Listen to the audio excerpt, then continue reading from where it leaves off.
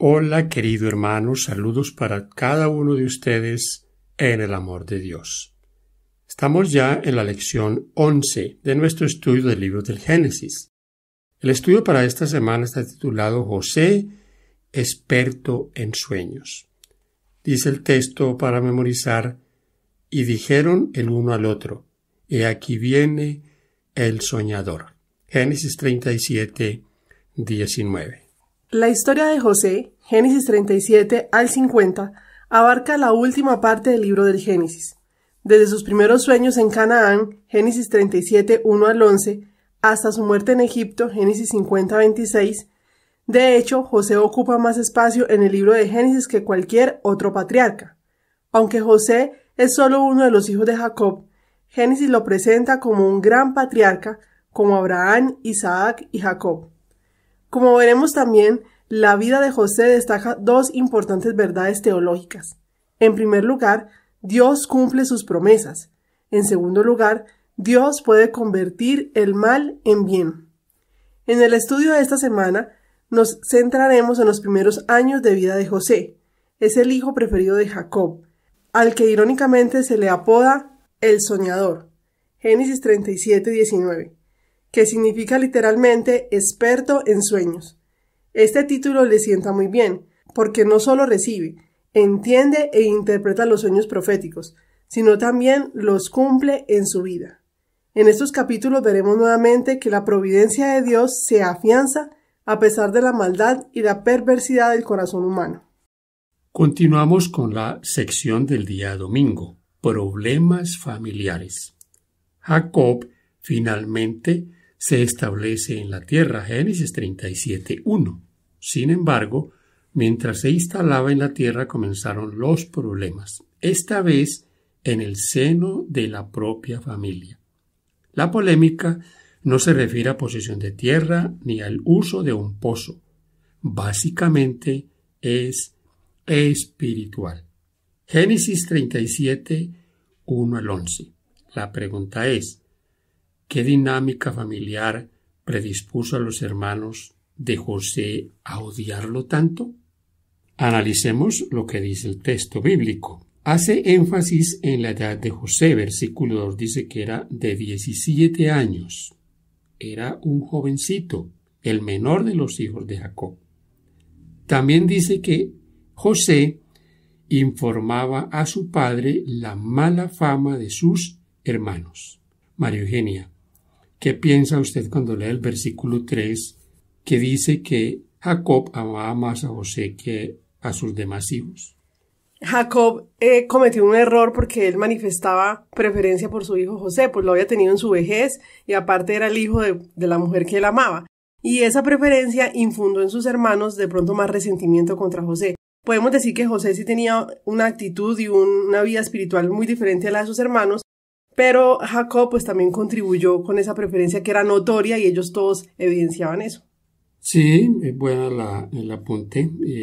El asunto de la espiritualidad de José creo que era parte también de la preferencia de Jacob, porque recuerden que él informaba la mala fama de sus hermanos, que eran de cierta manera, había entre ellos algunos personajes bastante de actuación muy mala. Por lo tanto, pues, esto también hacía que Jacob viera a su hijo como alguien muy, muy especial. Hay que entender también en este detalle que, por supuesto que al ver ellos esta actitud, pues llegaron a odiarlo más. Y sobre todo cuando Jacob hace para José una túnica de colores. Interesante, ¿no? Y que era una vestimenta especial en esa época. Sí, se cree que era como algo dado para los príncipes, ¿no? Para alguien que tenía un rango especial. Así que aquí encontramos esos detalles importantes en nuestra vida familiar, de una familia que ya hemos mencionado tenía sus problemas de comportamiento, era una familia muy disfuncional. Ahora viene la otra parte que hace que el asunto se acrecente más, el odio crezca, los sueños de José.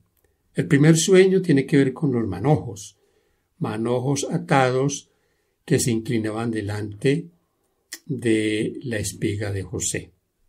Él cuenta este sueño, sus hermanos pues lo toman como algo que iba en contra de ellos. Luego viene el sueño del sol, la luna y las estrellas. Sabe que José también recibe de su padre como una especie de amonestación. Dice en el versículo 10, y contó a su padre y a sus hermanos, y su padre le reprendió y le dijo, ¿qué sueño es este que soñaste? ¿Acaso vendremos yo y tu madre y tus hermanos a postrarnos en tierra ante ti? Y sus hermanos le tenían envidia, mas su padre meditaba en esto. O sea, José recibió de su padre una especie como de amonestación, pero más sin embargo dice allí que Jacob pensaba en ¿esto qué será? O sea, él tenía algo que tal vez lo veía como algo espiritual y posiblemente pensaba en algo de Dios. Día lunes, el ataque a José. Por más horribles que parezcan los acontecimientos que ocurrieron a continuación, no son difíciles de comprender. Estar tan cerca de alguien a quien odias e incluso tener que relacionarte con él, inevitablemente, tarde o temprano, solo acarreará problemas y así fue. El texto central para esta parte lo tenemos en Génesis 37, 12 al 36. ¿Qué nos enseña esto acerca de lo peligroso y malvado que puede ser el corazón no regenerado y lo que nos puede llevar a hacer a cualquiera de nosotros? Esta segunda parte en este conflicto con José tiene algunos ingredientes bien llamativos. Y fíjense en lo que dice la introducción de nuestro estudio. Estar tan cerca de alguien a quien se odia tiene que ser un asunto bastante problemático. Y ellos odiaban a José. Tanto lo odiaban que cuando tuvieron la primera oportunidad lo atacaron de una manera terrible. ¿Qué pasó? Dice la palabra de Dios en el capítulo 37 de Génesis, versículo 12 en adelante, que Jacob pide a su hijo menor ir donde de sus hermanos para saber cómo estaba el ganado, y José inmediatamente emprende el viaje. Busca a sus hermanos. La palabra aquí nos dice claramente que los encuentra. Los encuentra en un lugar llamado Dotán, después de que un hombre lo encamina hacia allí. En el versículo 18 dice, cuando ellos, los hermanos de José, lo vieron de lejos, antes que llegara cerca de ellos, conspiraron contra él para matarle. En esta sección, mis hermanos, quiero que hagamos algunos paralelismos entre José y Jesús. Hay cosas que aquí nos recuerdan la experiencia de Cristo Jesús. ¿Conspiraron contra Jesús? Claro. ¿Quién conspiraba contra Jesús? Los suyos. Sus propios hermanos. Los que dice Juan en el Evangelio capítulo 1 que a ellos vino y ellos no lo recibieron. Ellos conspiraron, siempre lo asediaban buscando algún error en él para acusarle. Sus hermanos aquí entonces conspiran contra él. ¿Qué hicieron? Se dicen el uno a otro, aquí viene el soñador. Ese título que le ponen allí es el soñador.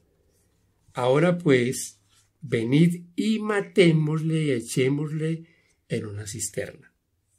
Aquí la consigna es matarlo. ¿Cuántas veces los judíos consignaron lo mismo? Matémoslo. Vamos a matarlo. ¿A quién? A Jesús. Acordaban esto. No lo hicieron antes porque no tuvieron la oportunidad y porque el tiempo no se había cumplido. Tenía que cumplirse el tiempo establecido en la profecía. Pero aquí vemos también ese paralelismo con José. Sus hermanos dicen matémosle. Y diremos que alguna bestia lo devoró y veremos qué será de sus sueños. ¿Se acuerdan cuando le decían a Jesús a otro, sálvate a ti mismo? Aquí parece como que a José le vamos a ver si le matamos también sus sueños. Ese odio era un odio infernal, mis queridos hermanos y amigos. Ahora, ellos tienen aquí la intervención de uno de estos hermanos, de Rubén, y Rubén trató de librarlo. Tenía sus planes, echarlo en una cisterna y posiblemente luego volver a ayudarlos a salir de allí y que llegara sano y salvo a Jacob. Pero no pasó así. El versículo 23. Sucedió pues que cuando llegó José a sus hermanos, ellos quitaron a José su túnica, la túnica de colores que tenía sobre sí. ¿Se acuerda usted que a Jesús le quitaron sus ropas y le colocaron una túnica aparentemente real para burlarse de él? O sea, la de colores. Y esto lo hicieron para burlarse de él y se inclinaban delante de él y le decían: salve rey. Aquí a José le quitan la túnica de colores que su padre le había dado también para burlarse de él. ¿Cómo se burlaron? Echándolo a la cisterna. Versículo 25 dice que se sentaron a comer pan, y aquí llega la salvación de José, que es los ismaelitas. Mis hermanos, toda esta trama contra José fue una trama terrible. Sus hermanos conspiran contra él. Pero recuerden ustedes que más adelante estudiaremos acerca de lo que José les dice. Todo esto vino para bien de todos. Dios, previendo lo que Satanás haría con una hambruna sobre toda la tierra, previno también la salida para todo este ataque diabólico. Más adelante en el texto de Génesis 37 encontramos, María Eugenia y hermanos queridos, el luto de Jacob. Dice el versículo 35, y lo lloró su padre. Pero sus hermanos estaban aparentemente tranquilos por lo que habían hecho. Lección día martes. Judá y Tamar. El texto central lo encontramos en Génesis 38. Hacemos aquí como un alto en la vida de José y entramos en una escena de infidelidad. El asunto de Judá, el hijo mayor de Jacob, y Tamar. En este aspecto, mis hermanos, encontramos que en las costumbres judías y en el caso de Judá hay un incumplimiento con una nuera suya, pero esta nuera astutamente se disfraza y lleva a Judá a cometer un acto de fornicación. ¿Qué pasó aquí? Que en este acto esta mujer queda embarazada. Según lo que el mismo Judá reconoce es que esta mujer era más justa que él.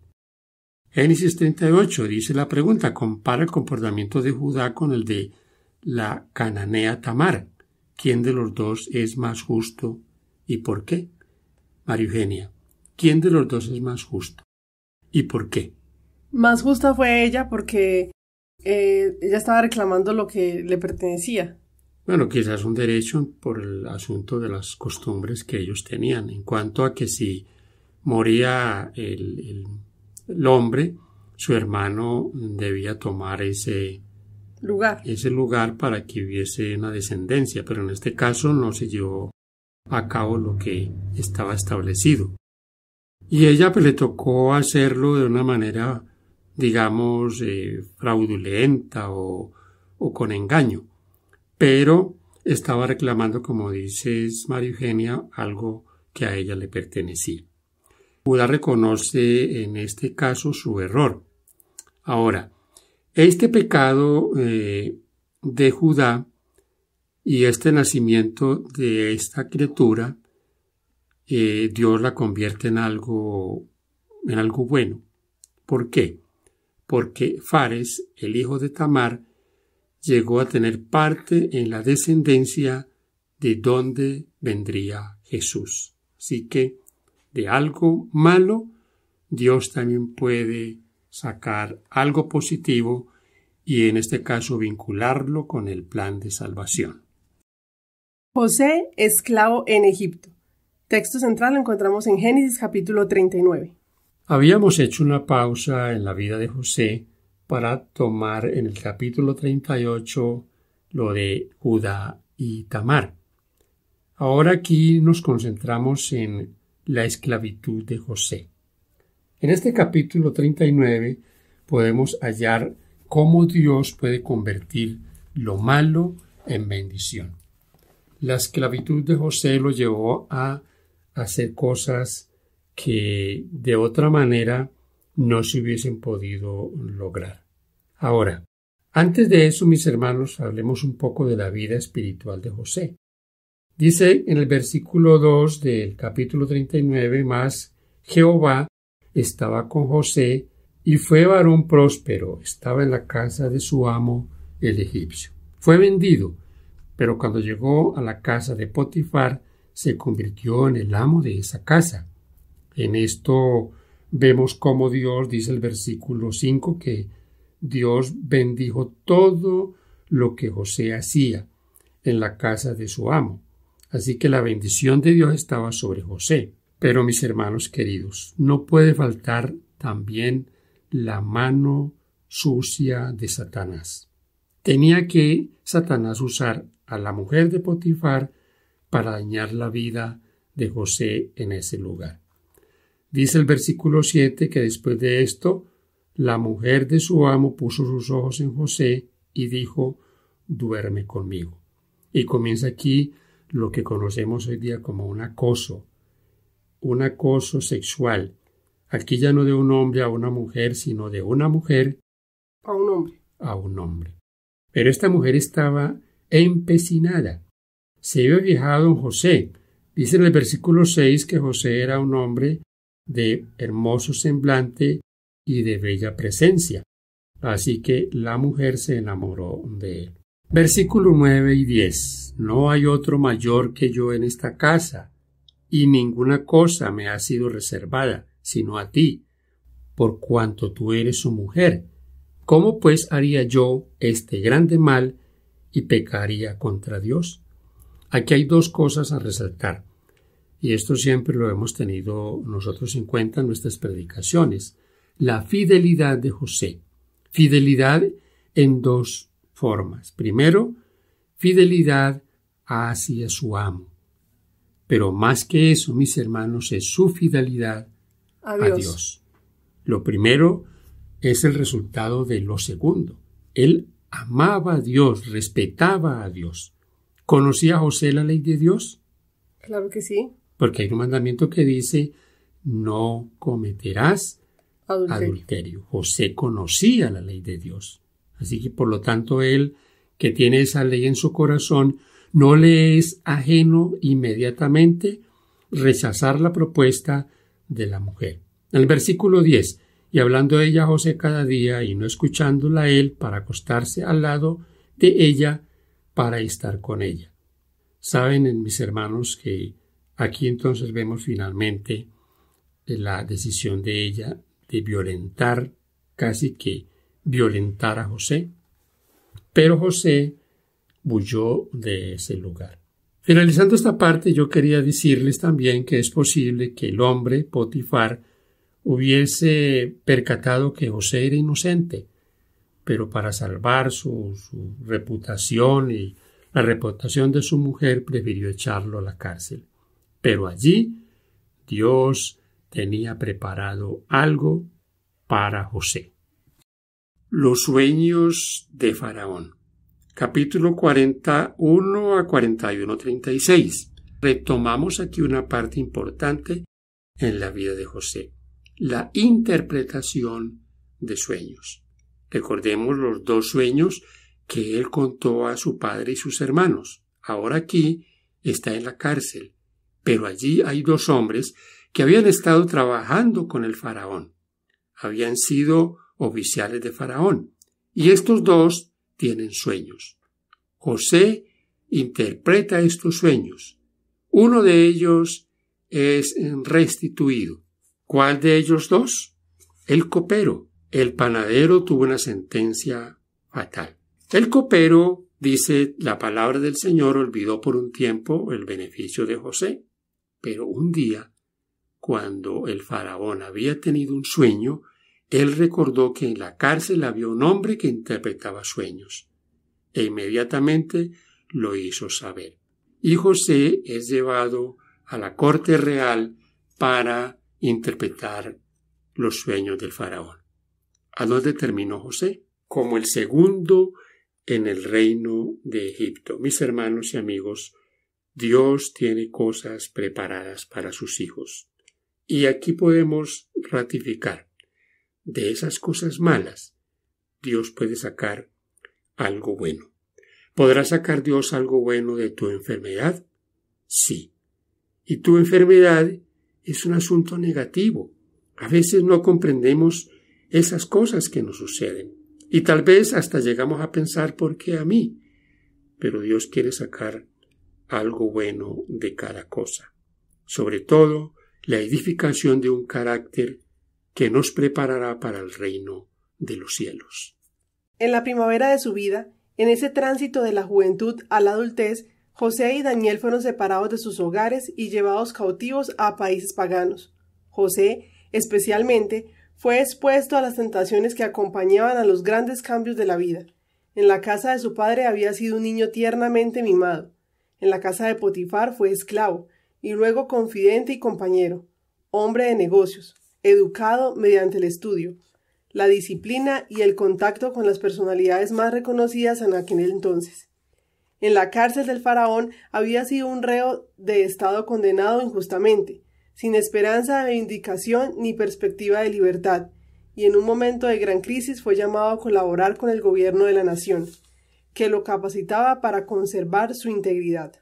En su niñez se le había enseñado a amar y temer a Dios. A menudo se le había contado en la tienda de su padre, bajo las estrellas de Siria, la visión nocturna de Betel, de la escalera entre el cielo y la tierra, de los ángeles que subían y bajaban, y de aquel que se reveló a Jacob desde el trono de lo alto. Se le había contado lo sucedido durante la lucha junto a Jaboc, donde tras haber renunciado a pecados arraigados, Jacob salió vencedor y recibió el título del príncipe de Dios.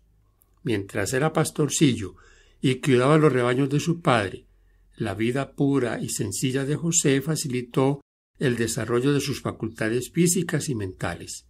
Por la comunión con Dios, mediante la naturaleza y el estudio de las grandes verdades transmitidas de padre a hijo, como cometido sagrado, obtuvo fuerza mental y firmeza de principios. Cuando estalló la crisis de su vida, durante el terrible viaje que hizo desde el hogar de su niñez, situado en Canaán, a la esclavitud que le esperaba en Egipto, al contemplar por última vez las colinas que ocultaban las tiendas de su familia, José se acordó del Dios de su padre. Recordó las lecciones aprendidas en su niñez y profundamente conmovido tomó la decisión de ser fiel y conducirse siempre como corresponde a un súbdito del Rey del Cielo. Libro La Educación, página 49 a la 50. Agradecemos al Señor por su compañía. Esperamos que ustedes compartan con otros este comentario. Recuerden, oramos los unos por los otros. Paz de Cristo.